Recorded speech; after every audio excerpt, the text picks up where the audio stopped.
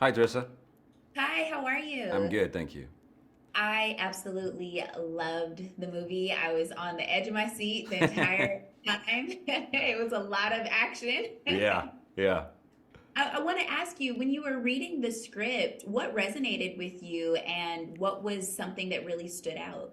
Well, funnily enough, what really stood out was the lack of a script. I mean, what we tend to do with this is McHugh and Tom have an idea of the shape of the story and the kind of where it's going to go, and obviously all the big set pieces are very written. So, reading those, Tom Cruise jumps off cliff was extremely scary. But also, we tend to sort of generate the connective tissue, the dialogue and stuff as we go. So that was always a real challenge because sometimes you do a scene and you wouldn't be sure where you'd come from or where you were going. And doing these films, it's an act of faith, and I have such faith in McHugh and Tom that it's just a thrill ride to do it. You just never know what's coming next. Absolutely. Benji is so quick on his feet. He's so intelligent. He's so witty. How do you think that he reflects your own personality? Well, I'm exactly the same. Is that when you saw that? Is that what resonated? Absolutely. I think what's funny. I think with Benji, I do sometimes see a parallel between me as a young actor from the United Kingdom who had never been to Hollywood before I made my first Mission Impossible film, and suddenly finding myself in this world of big movies and big stunts. And in the same way Benji, is like a computer technician and suddenly finds himself saving the world.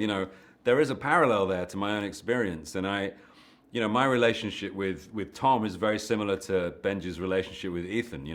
It's Yeah. it's really fun to play it on screen because it's kind of how it is in real life. That's a wonderful way to sum it up. And I felt that when I was watching it. I felt Yeah, like the synergy between you both. yeah. Um, Tom Cruise is such an incredible actor. I mean, he's really dedicated. I was actually reading an article where in a previous Mission Impossible film, he jumped out of a plane 500 times just to perfect the scene. Hmm. When you see someone who is that dedicated, does that make you kind of want to step up your own game, or do you get inspired by that? And talk a little bit about that. Absolutely, that's a really good question because it's totally and utterly the case. Tom brings 100% to everything he does in life. He's incredibly dedicated, and the thing he's committed to the most is providing cinema going audiences with a really authentic and exciting experience to the point where he will risk his own life for it, which is kind of incredible. And so if you come to set and you're just given 75 or 50, it's not going to cut it. And you don't want Tom to ever be disappointed in you, because he's kind of like the dad of the group. So you just bring it as well. So you always around him, without him ever saying you do this, you just bring your 100%, because it's the only way to be in his orbit. Absolutely. Is there any, fun behind the scenes moments that, you really enjoyed, and could you talk about one? Oh, so many. I do love it when Tom and Ving Rhames and me get together and as the kind of the core MI team, obviously with Rebecca as well. When Rebecca comes in, I love Rebecca so much. She's like my sister. But I love Ving because he's so full of stories about his career is amazing. Tom's career is amazing. So sometimes Tom and Ving will just sort of chat about stuff and they'll chat about films they've been in. And I just sit there and listen and I love it, because I feel like I'm eavesdropping on these two kind of legends. And yeah, that's really cool. It's a privilege to get to work with those guys. I can't believe it's been 17 years. Yeah, that this whole, I mean, you wouldn't call it a trilogy because it's on its seventh installment now, Yeah. but it's been amazing. So I appreciate this, Simon. Thank you so much for taking this interview. Thanks, Trisha. Nice to meet you. Very nice to meet you. Absolutely amazing. I loved every bit of it. I was on the edge of my seat the entire time. Amazing. when, when you both read the script, what resonated about your characters? I mean, the way Christopher McQuarrie and Tom work is not really about a script. It's more about um, first of all, the biggest stunt they want to do, they shoot it first, so they get it over with, which is kind of amazing. and also they kind of cast the actors and then build the character around the actor's abilities and what the actor inspired them, and the ongoing conversation between the actor and them, basically. So, you know, it's a different process, basically. Nice. And what resonated for you about your character? Well, I guess for me, the biggest honour, and it was, you know, when Chris and Tom, I first met them on Fallout, and they said, we think she's going to be Vanessa Redgrave's daughter. For me, that was an actress. I mean, she was just my icon. When I was young, growing up, I saw her in the theatre so many times. So it was so miraculous for me that I got to play her daughter not in the same movie, but by proxy. And having her to study to try and channel her energy was just been my, you know, the big inspiration for the character. So it was that was a complete gift. So I think that's the thing that is really, really particularly special about that character. That's wonderful. There were so many action scenes in the movie. Of course, this is Mission Impossible. How did you both prepare for, specifically you, Palm, how did you prepare for those scenes physically? And was there anything that you needed to do? I know a lot of it was CGI, but was there anything that you needed to do? With what? Physically? With Mission Impossible? CGI? No. No. No. The CGI is like, you know, it's like on other movies, but like Mission Impossible, it's like all real. I mean, you know, it's just all like real stuff. So, I mean, Wow. you know, we prepared for months. Like the fight with Tom, I shot it like right at the end of the shoot. So like almost like a year after I started, you know, started shooting the movie. Of course, I was rehearsing with Wade Eastwood, who's the stunt coordinator, who worked on the previous movies. He's incredible. We're like really crafting the style of the character, the fighting style of the character, with Sam Eastwood, who happens to be his wife. I was training Pilates to make sure that my body was strong, my core was strong, my ankles, my knees, because you don't want to get hurt, you know. It's a long shoot, so you have to keep it, you know, it's a marathon, you know. Doing some sprints uphill to keep the stamina, just like working like hours, like maybe 5 days a week, or, you know, like pretty intense, you know. So of course you have to make sure that you eat healthy, you know, that you keep a balance. And also it's like, you know, all these physical things don't go well if you're not like, you know, healthy in your mind too. So you have to really like visualize the scene before going to bed. You have to like see the scene in your head, you know. It's kind of like learning lines, you know, but with a choreography. So it's like all these things. And also I got inspired by, you know, I would watch like older action movies and from all around the world, and, you know, being inspired by different kind of actors. And sometimes it would be like Jean-Paul Belmondo, who's like, you know, the French actor, to like work on the you know, the body movement, the way I walk, and all these different actors who inspired me. But it was like, it happened to be more men for this specific role, you know. I thought it was like more interesting. That's wonderful. I'm talking too much, I'm sorry. It was perfect. I was fascinated. That was great. Giving me right.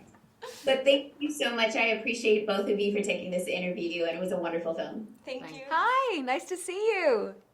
Hayley, you look absolutely beautiful. Thank you very much. So do you. Oh my goodness, gorgeous. Thank you. So the movie Mission Impossible was absolutely wonderful. I think that you did an amazing job. I was on the edge of my seat the entire time. Thank you. It was really great.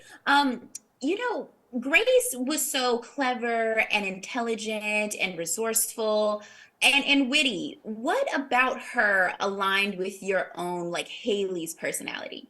Oh, that's such a good question. I think that we probably share a playfulness.